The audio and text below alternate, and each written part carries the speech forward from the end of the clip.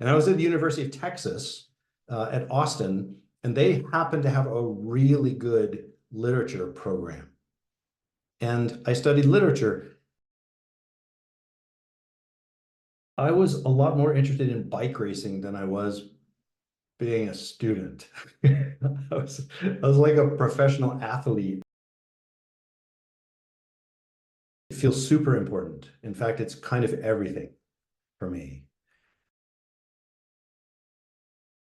I had been interested in photography for many years already. And my real dream was to just walk around the corner and go to the art school, but I didn't have the courage.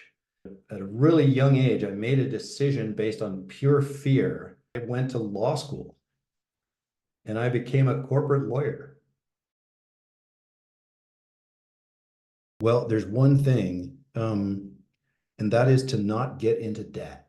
There's plenty of time to make money and buy stuff like later in your life, but when you're young, stay free. I would get myself into therapy much earlier than I did. It's amazing. It's completely transformative. Then I would have kind of been more in control of my choices. My choices were completely unconscious. And so I became a lawyer for a reason I couldn't even explain.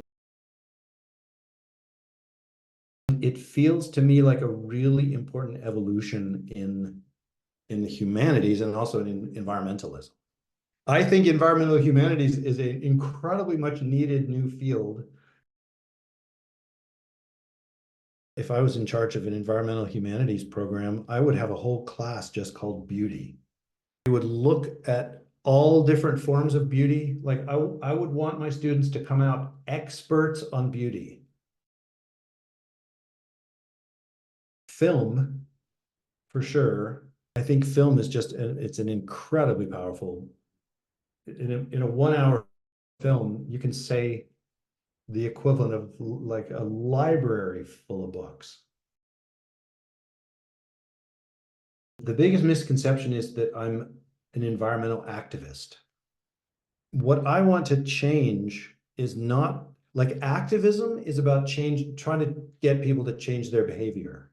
I want to help people change on a fundamental level.